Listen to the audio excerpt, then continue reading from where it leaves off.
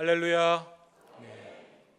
하나님께서 여러분을 위하여 예비하신 그 은혜가 오늘 이 시간 여러분의 심령 가운데 충만하게 임하시기를 주의 이름으로 축복합니다.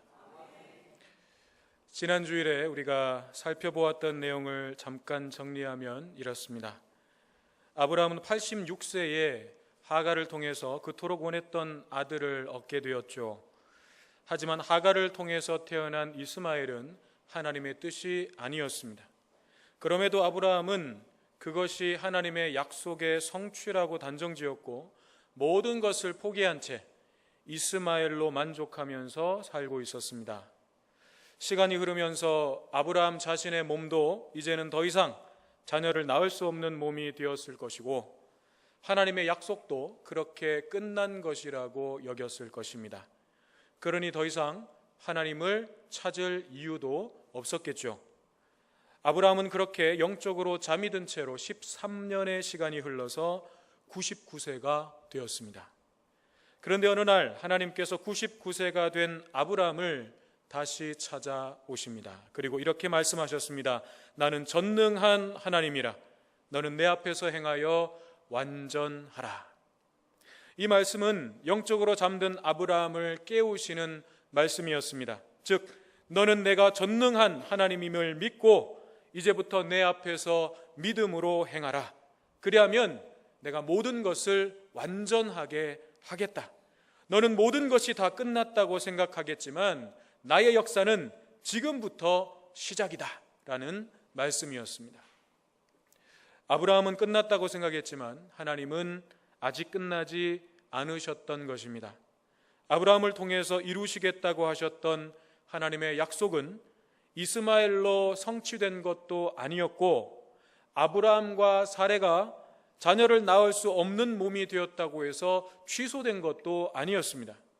아브라함의 삶에 여전히 유효한 약속이고 이제 구체적으로 그 약속의 성취를 보게 되는 것입니다. 오늘 우리가 읽은 본문 말씀은 바로 이 하나님의 약속, 자손과 땅에 관한 약속을 아브라함에게 재확인시켜 주시는 내용이고 또 그 보증으로, 그 증표로 하나님께서 아브라함의 이름을 아브라함으로 바꿔주시는 내용입니다. 그런데 오늘 본문 안에는 우리가 먼저 주목해야 할 내용이 하나 있습니다. 스스로를 전능하신 하나님으로 소개하신 하나님께서 오늘 본문 말씀을 가만히 보면 아브라함에게 내가 라는 표현을 자주 사용하고 계신다는 거죠. 앞서 1절 말씀에서도 하나님께서 아브라함에게 나타나신 것, 찾아오셔서 나타나셨다는 것이 하나님께서 의지를 가지시고 아브라함을 내가 기어이 만나야 되겠다라고 하는 하나님의 의지를 가지시고 나타나신 것이라고 했습니다. 마찬가지로 지금 2절 이하의 말씀 속에서도 하나님은 이제는 아예 내가라고 하는 표현, 영어 성경에 보면 I will 이라고 하는 표현이 계속해서 반복적으로 나오고 있습니다. 그렇게 내가라고 하는 표현을 사용하시면서 하나님의 그 의지를 분명하게 드러내고 계십니다. 2절 말씀을 보면 내가 너를 크게 번성하게 하리라.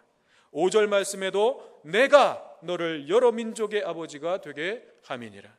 6절 말씀에도 내가 너로 심히 번성하게 하리니 내가 내게서 민족들이 나게 하며 7절 말씀에도 내가 내 언약을 나와 너 및 내 대대 후손 사이에 세워 8절 말씀에도 내가 가나안 온 땅을 주어 내가 즉 하나님께서는 당신의 전능하심으로 이 모든 일들을 이루시고야 말겠다는 의지를 강력하게 보여주고 계시는 것입니다. 내가 할 것이다. 내가 이룰 것이다. 내가 몇 번씩이나 전능하신 하나님의 의지를 확인시켜주고 계십니다. 여러분, 하나님께서 전능하시고 말씀하시는 그 약속들에 대해서 의지를 가지고 반드시 이루시겠다면 그 다음은 어떻게 되겠습니까? 그 다음에 어떤 일들이 일어나겠습니까? 이것은 너무나도 분명하고 확실합니다. 그 약속이 반드시 성취되는 것을 보게 되는 것입니다. 그리고 그것이 어떤 불가능한 상황, 어떤 절망적인 상황이라 할지라도 반드시 성취되고 이루어지는 것을 보게 되는 것입니다. 하나님께서는 오늘 저와 여러분을 향해서도 동일하게 말씀하십니다. 불가능하다고 생각하느냐? 이제 다 끝났다고 절망하느냐? 아니, 내가 할 것이다. 내가 이룰 것이다. 나는 전능한 하나님이다. 그러니 너는 내가 너에게 주는 모든 약속을 의심하지 말고 믿음으로 붙잡아라. 그러면 내가 이룰 것이다. 그러므로 여러분, 하나님께서 아브라함에게 주시는 이 약속의 말씀이 곧 나에게 주시는 약속의 말씀이라는 것을 믿으시고 이 약속의 말씀을 믿음으로 붙잡고 여러분의 삶 가운데 선포하시기를 바랍니다. 우리의 삶의 현장이 아무리 어둡고 절망적이라고 할지라도 낙심하지 말고 포기하지 말고 다시 소망을 가지고 일어서시기를 주의 이름으로 축복합니다. 이처럼 강한 의지를 보여주시는 하나님께서는 아브라함에게 자손과 땅에 대한 지난날의 언약을 재차 확인시켜 주시면서 아브라함을 향한 하나님의 뜻과 계획에는 변함이 없음을 분명히 하십니다. 그리고 그 보증으로, 증표로 5절에서는 특별히 그의 이름을 아브람에서 아브라함으로 바꿔 주십니다. 이제 후로는 내 이름을 아브람이라 하지 아니하고 아브라함이라 하리니 이는 내가 너를 여러 민족의 아버지가 되게 함이니라. 이름은 단순히 어떤 한 개인을 구별하고 혹은 확인하는 도구가 아니라 삶이 거기에 연결되어 있는 것입니다. 그 사람의 삶이 그 이름에 연결되어 있는 것입니다. 우리도 자녀들의 이름을 지어줄 때에 이 아이가 이런 삶을 살았으면 좋겠다, 이 아이가 이런 사람이 되었으면 좋겠다라고 하는 바람과 소망을 담아서 이름을 지어주지 않습니까? 여러분의 이름에는 어떤 의미가 들어있습니까? 여러분들도 다 이름이 있으시잖아요. 그 이름에는 의미들이 다 담겨져 있을 것입니다. 그러니까 아마 대부분 여러분의 이름에 좋은 의미들이 담겨져 있을 것입니다. 여러분의 자녀들의 이름을 지어주실 때 어떤 바람과 어떤 소망을 담아서 지어주셨습니까? 제 이름은 동력동자에 빛날 윤자를 씁니다.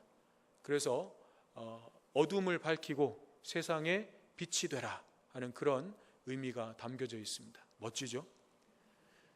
이 이름에 합당한 삶을 제가 살고 있는지는 자신할 수 없지만 적어도 제 이름에 담겨져 있는 의미는 이렇게 굉장히 엄청난 의미가 담겨져 있다는 거죠. 저희 아들 준성이 이름을 제가 지었는데요, 쫓을 준자에 이룰 성자를 썼습니다. 그래서 하나님의 말씀을 쫓아가고 따라가고 하나님의 뜻을 이루는 삶을 살아라 라는 그런 바람과 소망을 담아서 이름을 지었습니다. 보통은 빼어날 준자를 쓰죠. 그래서 빼어남을 이루어라, 그렇게 준성으로 하는데 저는 따라가다, 쫓아가다 라고 하는 쫓을 준자를 썼습니다. 그렇게 우리의 이름 속에는 그런 의미들이, 삶에 대한 의미들이 함께 연결되어 있는 것입니다. 마찬가지로 아브람이라는 이 본래의 이름에도 그의 삶과 연결된 의미가 들어 있습니다. 아브람이라는 이 이름의 의미는 존귀한 아버지라고 하는 뜻입니다. 즉, 한 집안에서 존경받는 아버지라는 뜻이죠. 아마 그의 아버지 데라가 이 아브라함이 태어났을 때 이런 삶을 네가 살았으면 좋겠다 하고 바람과 소망을 담아서 그 아들의 이름을 아브람이라고 지어주었을 것입니다. 그런데 오늘 본문에서는 하나님께서 이 아브람에게 새 이름을 지어주십니다. 그 이름이 아브라함입니다. 아브라함이라는 이름의 의미는 많은 무리의 아버지, 열국의 아버지라는 뜻입니다. 여기에도 마찬가지로 하나님께서 아브라함에게 기대하시는 삶이 담겨져 있다는 거죠. 이 이름에도 하나님께서 계획하고 계시는 삶이 들어 있다는 것입니다. 하나님은 그가 단지 한 집안에 존경받는 아버지가 아니라 여러 민족의 아버지가 되게 하시겠다는 것입니다. 그의 인생을 그렇게 사용하시겠다는 것입니다. 하나님께서 주시는 이름을 받는다는 것은 인간 부모가 그 자녀에게 이름을 지어주는 것과는 차원이 다른 문제입니다. 왜냐하면 우리가 자녀의 이름을 지어줄 때에는 우리가 할 수 있는 것이 그저 소망과 바램을 담아서 이름을 지어주는 것밖에 할 수 없습니다.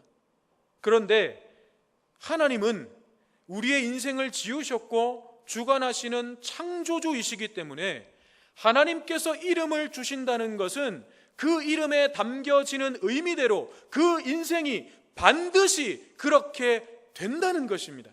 하나님께서 반드시 그렇게 되게 하신다는 약속의 증표와 보증이 바로 그 이름에 담겨지게 되는 것입니다. 그러니까 하나님께서 지금 아브라함의 이름을 아브라함으로 바꿔주시는 이 사건은 아브라함의 인생에 어마어마한 사건이라는 거예요.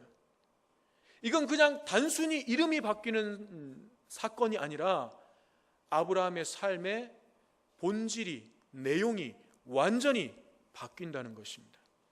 하나님이 그 이름에 담겨져 있는 의미대로 그 아브라함의 인생을 만들어 가시고 이루어 가시겠다는 의지가 그 속에 담기게 되는 것입니다.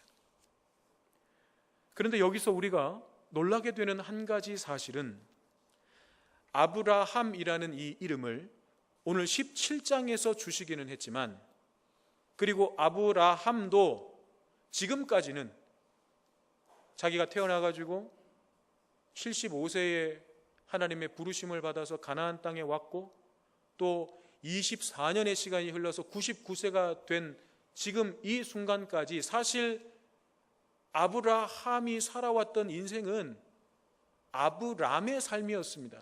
그가 처음 가지고 있었던 그 이름 안에 갇혀 있던 삶이었습니다. 그렇지만 하나님은 이미 아브라함을 부르실 때부터 그를 아브라함으로 보고 계셨다는 것입니다. 하나님은 지금 17장에서 자, 이제부터 내가 너를 아브라함으로 볼게가 아니고 아브라함을 택하여 부르실 때부터 하나님은 아브람 속에서 아브라함을 이미 보고 계셨다는 것입니다.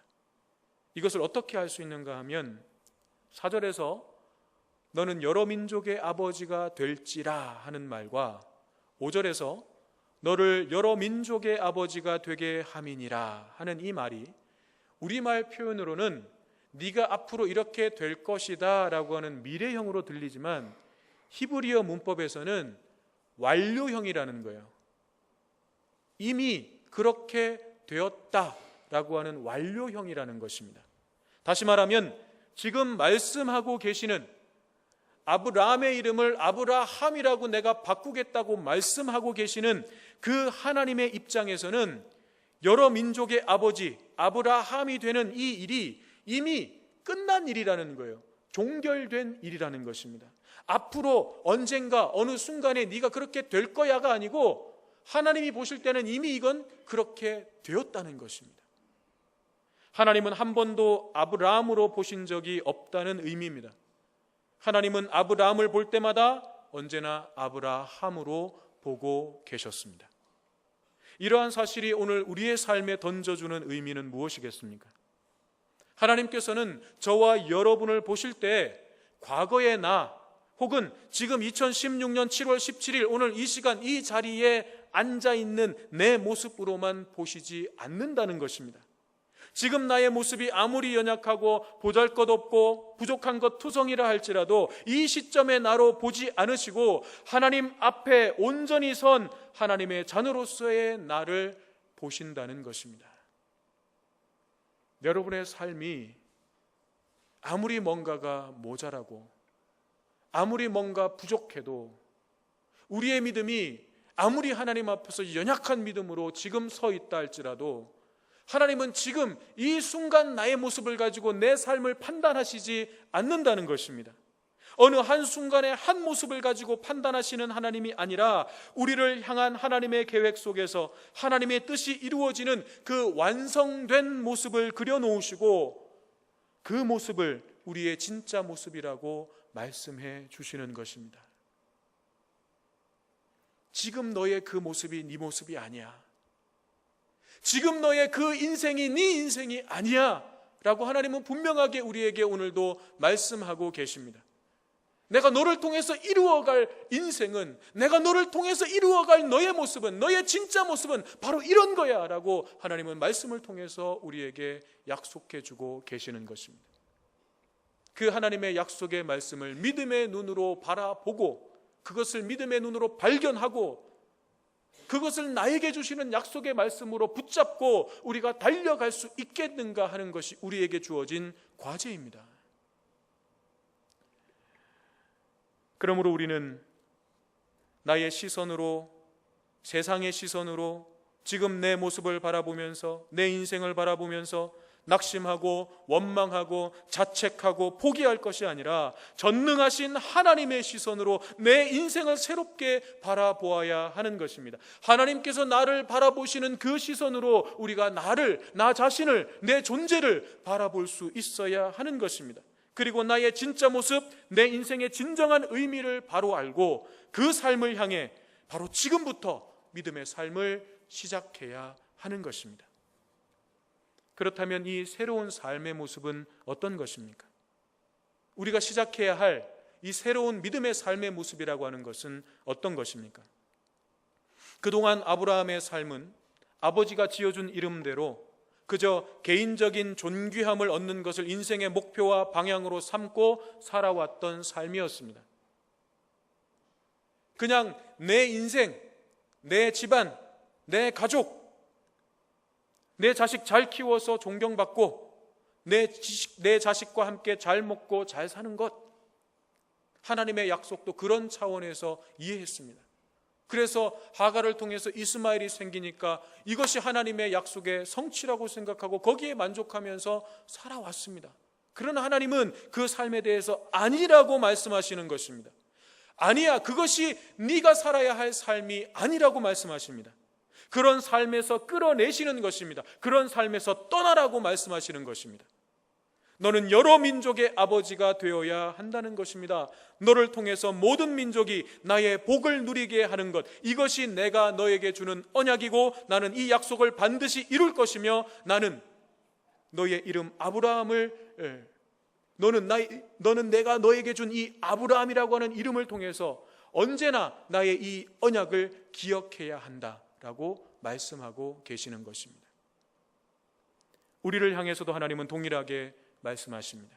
우리 역시 하나님으로부터 받은 이름이 있습니다. 여러분이 하나님으로부터 받은 이름이 무엇인지 아십니까? 아브라함만 이름을 받은 것이 아니에요. 저와 여러분들도 하나님으로부터 이름을 받았습니다. 우리가 받은 이름은 성도라는 이름이고 하나님의 백성이라는 이름이고 그리스도인이라는 이름입니다. 예수 그리스도의 십자가를 통해서 이 이름을 받은 우리의 삶은 이제 더 이상 내 인생, 내 가족, 내 가정, 내 교회 안에만 머물러 있어서는 안 되고 그 울타리를 넘어서 이웃에게, 이 사회에, 나아가 민족과 세계 열방에 하나님의 복을 흘려보내는 삶이 되어야 한다는 것입니다. 우리가 그리스도인으로 이 땅을 살아간다는 것은 바로 그런 것입니다. 우리에게 주어진 새로운 삶의 모습이 바로 그런 것입니다. 그렇습니다. 우리가 참된 믿음을 갖는다는 것은 나의 개인적인 존귀함을 추구하는 그런 개인적인 신앙, 개인적인 삶을 넘어서 이 땅의 많은 다른 생명들, 다른 인생들을 위해서 나 자신을 내어주는 삶을 살아가는 것을 의미합니다. 나의 삶이 아무리 부족하고 모자란다고 하더라도 나의 삶을 통해서 한 사람이라도, 한 영혼이라도 쉼을 얻고 안식을 얻고 또한 예수 그리스도를 통한 생명의 구원을 얻을 수 있다면 그것보다 더 넉넉하고 아름답고 부요한 인생이 어디에 있겠습니까? 아브라함 한 사람을 통해서 민족과 열방 온 인류의 구원까지도 보고 계셨던 하나님께서는 오늘 저와 여러분의 삶도 같은 눈으로 보고 계십니다.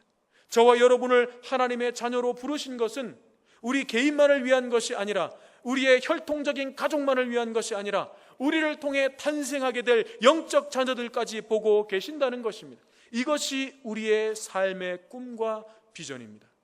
하나님께서 여러분들을 이 자리 가운데 부르신 것은, 이 믿음의 자리로 부르시고 하나님의 자녀가 되게 하신 것은 여러분 혼자 인생, 여러분의 그 인생 하나만 위해서 부르신 것이 아니라 여러분들을 통해서 앞으로 하늘의 별과 같이 셀 수 없을 정도로 뻗어나가게 될 영적 자녀들까지 여러분을 통해서 보고 계신다는 것입니다. 여러분을 통해서 수많은 영적 자녀들이 뻗어나가야 되는 것입니다. 여러분은 그들의 믿음의 조상이 되어야 하는 것입니다. 이것이 우리의 삶의 진정한 방향이고 목적이고 비전이라고 하는 것입니다. 사랑하는 여러분, 여러분의 삶은 아브라함의 삶입니까? 아니면 아브라함의 삶입니까? 저와 여러분을 통해서, 우리 성옥교회를 통해서, 또 우리 목장들을 통해서 한 영혼 한 영혼이 하나님께로 돌아와 새 생명을 얻고 더 많은 사람들이 복을 누리게 되는 아브라함의 삶을 살아가는 우리 모두가 되시기를 주님의 이름으로 축원합니다. 오늘